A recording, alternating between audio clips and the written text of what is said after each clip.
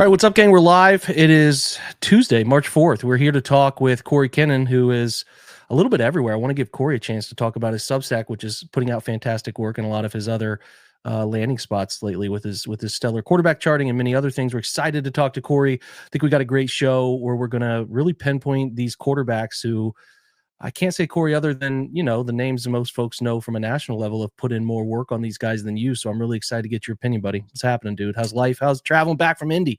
It's been a while. It's been a while. So I mean, yeah, traveling back from Indy was fine. Luckily, my wife is from Indy, so Nice. my wife and I have an agreement that as long as I take the kids with me, I'm good to go. So I took the kids with me. She had the house to herself. I dropped them off with grandma and grandpa and spent 4 days out.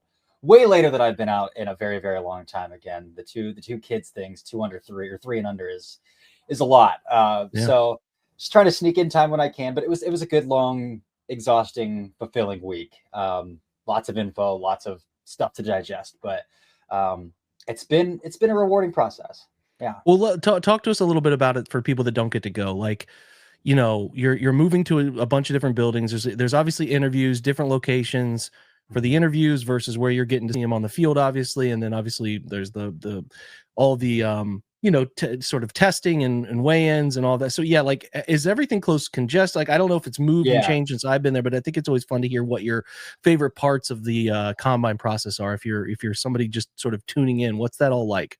Yeah, so honestly, I need to get there earlier in the week because people who get there Monday and Tuesdays have said like that's the prime networking time. Honestly, that's the part that I find most rewarding. Like, and it sounds kind of like, oh, you're not working that hard when going out to the bars late after night at the night, like after everything is over, is the most rewarding. But like, you legitimately, like, I sat down and I talked with scouts and agents about evaluating quarterbacks for 90 minutes at the Marriott bar. Like, and it's a scout that I've known for a really long time. He's a really good friend of mine now, and he had some.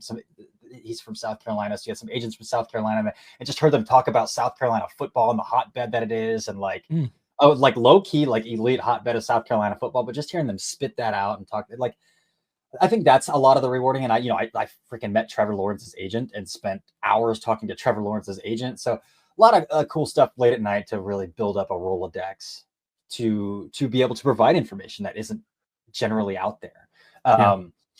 The days are long. Obviously, media starts at like 8, some days 9, some days. And that is, getting set up in the media room, huge ballroom, just tables and outlets everywhere where all the media members can come up and write their content that they go down and collect, all the quotes they go down and collect, come back up, write the content. Usually 20, 30-minute podium sessions. They'll shuffle players in and out from 8 to noon, 9 to noon. In 20-minute increments. And you got to kind of be strategic because it's hard to hit more than 2 podiums in a 20-minute, and there's probably 8 podiums. So you got to be strategic about what players you want to talk to.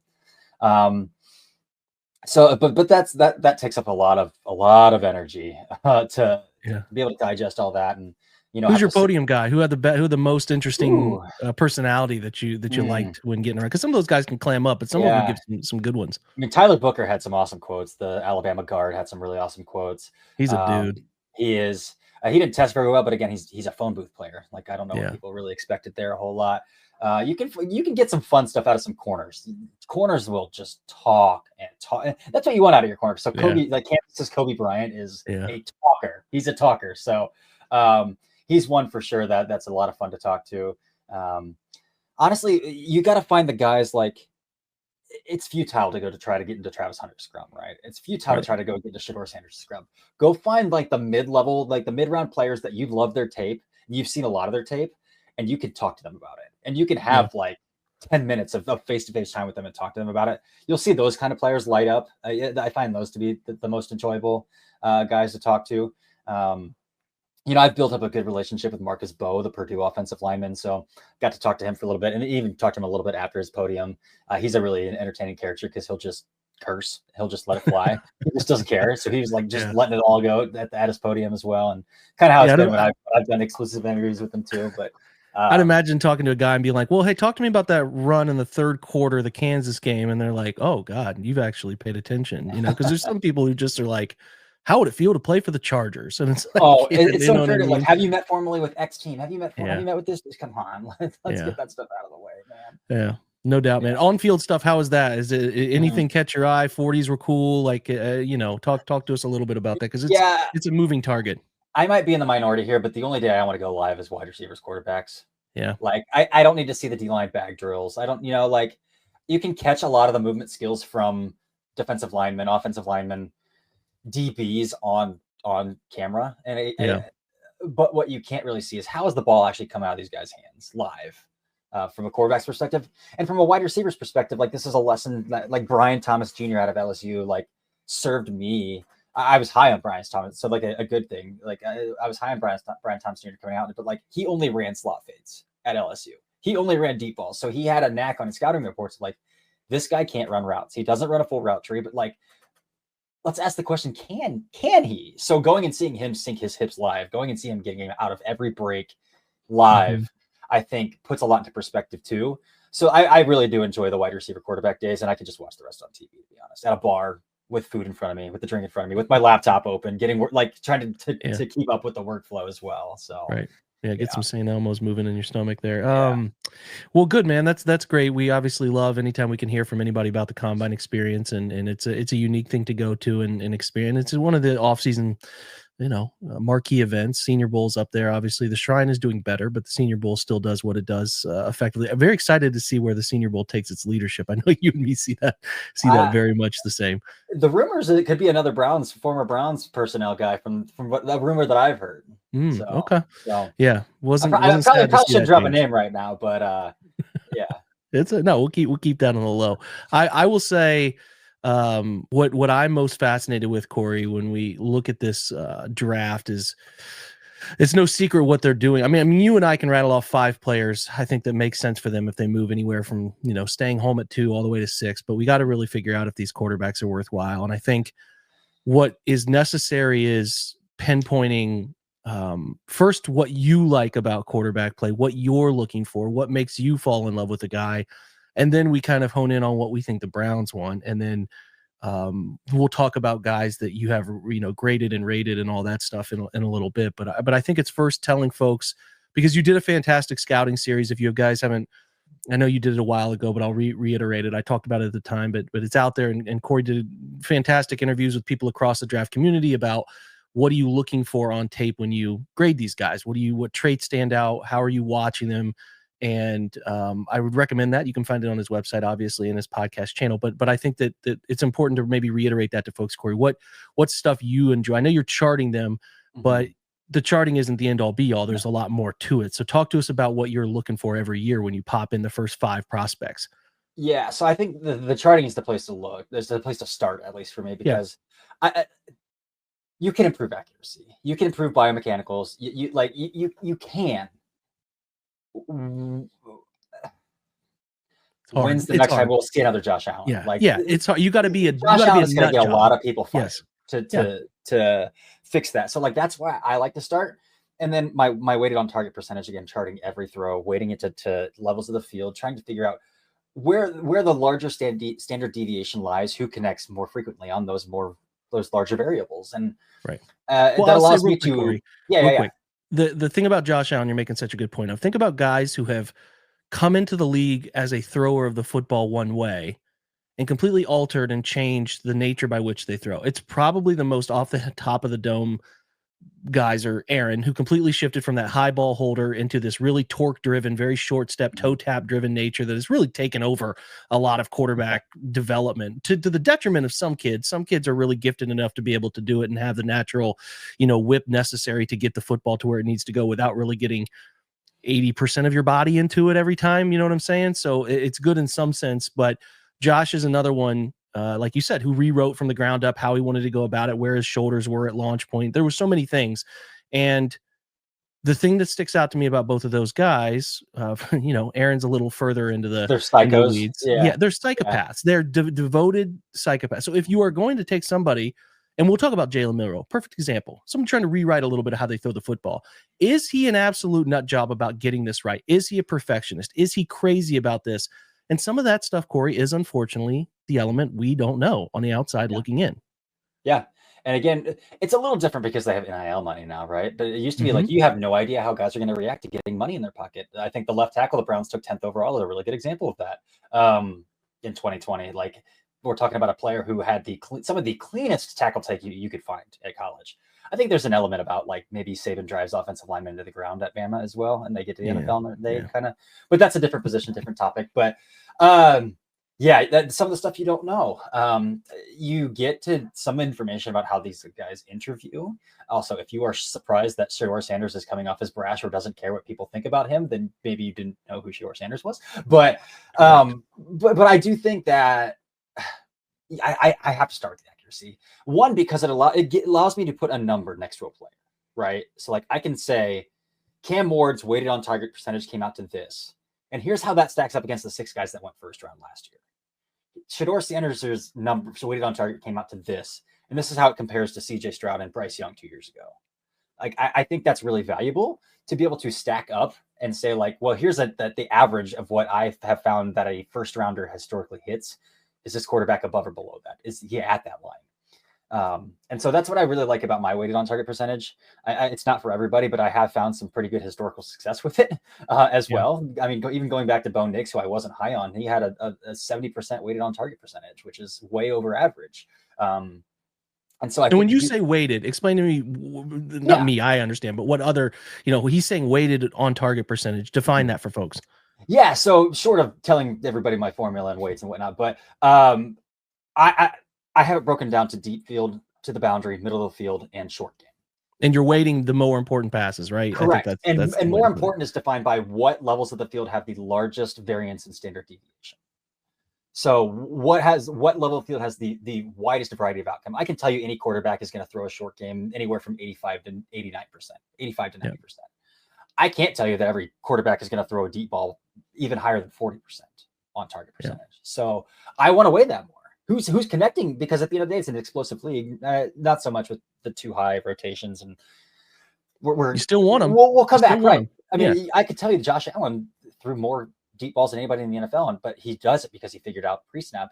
He's just going to take what he's given. That's another conversation as well. But like, I want to know who's creating, and it kind of like we can bring analytics and EPA into it a little bit. Who's creating more EPA per play at a higher volume, creating more explosives at a higher volume more consistently.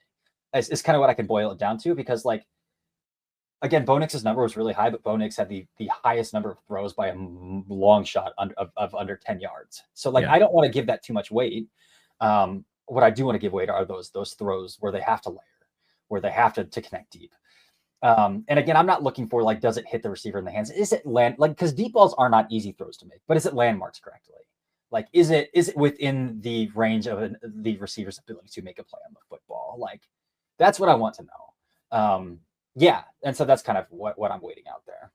Right. Love it. So that's something you developed a little while back. I know you've been doing it for a while. And then, so that leans into it. And then what other things are you keen to, as far as maybe non-charted things, but just, I'm scouting him and I like, obviously I'm leading you down a path of ranking. Like, do you care about arm strength more? Do you care about poise? Where are you in the lean of that?